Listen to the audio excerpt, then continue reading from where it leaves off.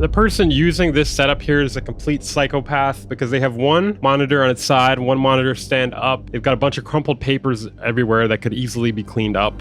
And they have an FL Studio mug, which is a true sign of a psychopath if I've ever seen it. Here it says, why choose Analog Empire? Well, come on, let's not be shy here. It's free. I can't afford to mess up again, okay? I cannot afford to say something's free when it's not free again, all right? You can only do that so many times. It's been labeled the free plugin of the month by their own company. Their own company has said it. What is going on today, guys? And welcome back to an episode of WNN, your source for the music and music production news. We are on the fucking grind, okay? Another video coming today.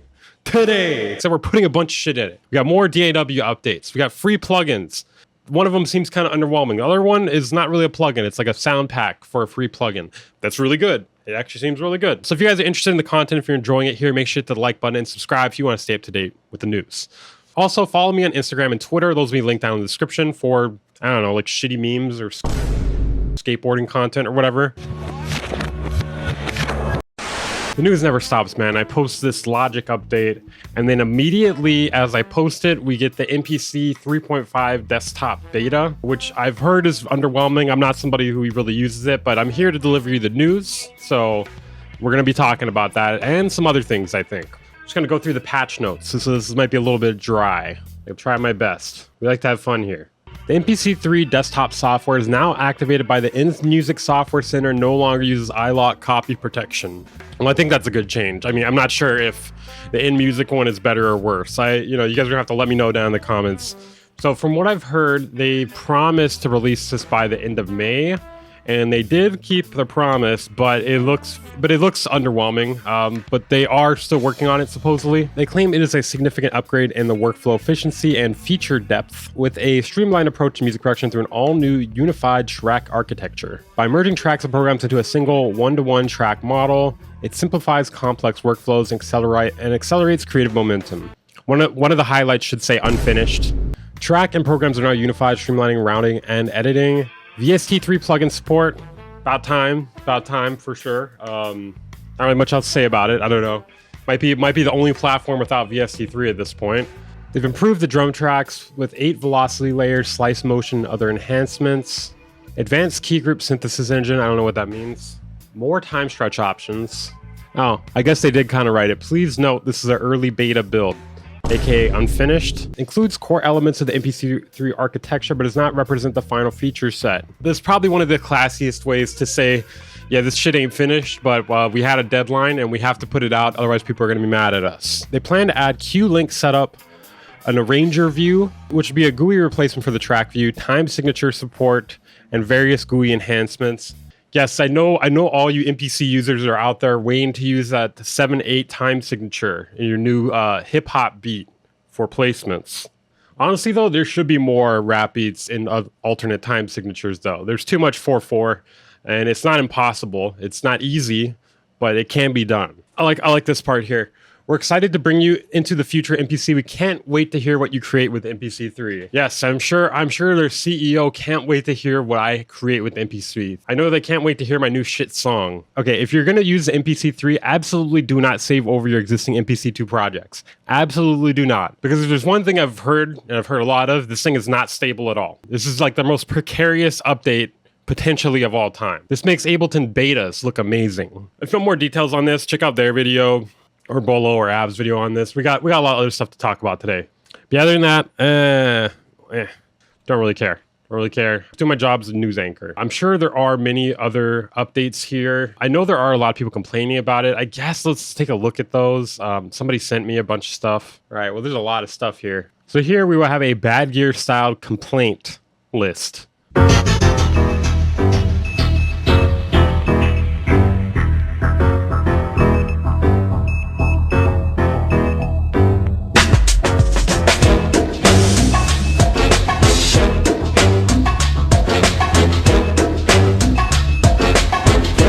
I think realistically, one of the big issues here with Akai as well as Native Instruments is they've released so many different hardware versions that updating the software for the hardware, it takes a lot of work and a lot of time.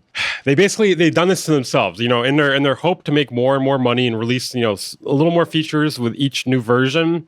they've basically made the work much harder for themselves in the long run. You know, because if you only have a few different ones to update and get working with software, it's not going to be as bad. Whereas if you have like 20 different versions, that takes a lot. That's going to take a lot. Yeah, these are just other people's opinions here. I personally don't have an MPC, but I've actually been thinking about getting one. I was thinking about getting Zounds to send me one to try for like 90 days. I was thinking at the MPC Live 2 maybe. I don't know. Kind of just want it to like perform, to like play back beats live. But, you know, hey, this is what's going on. Here you go, guys. Here's what's going on.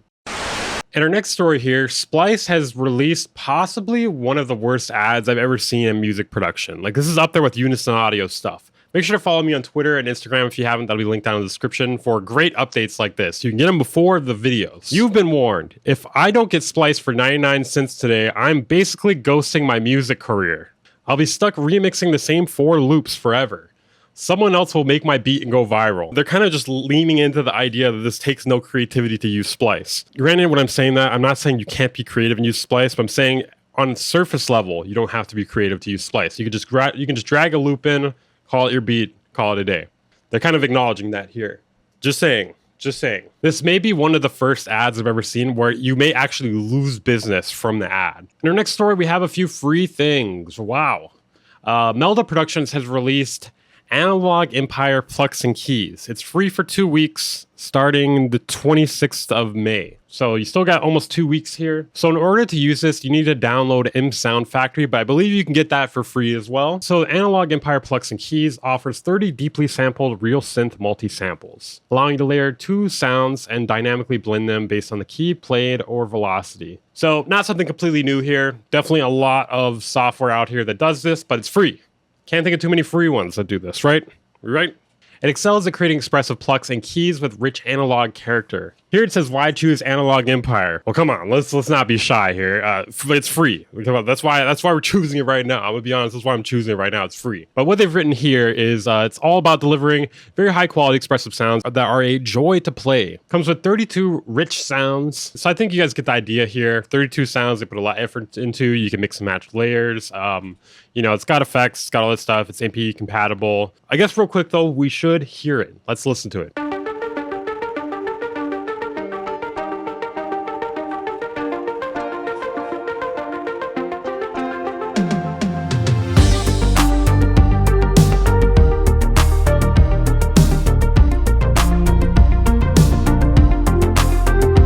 Synth sounds great. Very interesting choice to use a clap there. I thought for sure we're going full chill wave, but we threw in a clap there. That was very odd to me.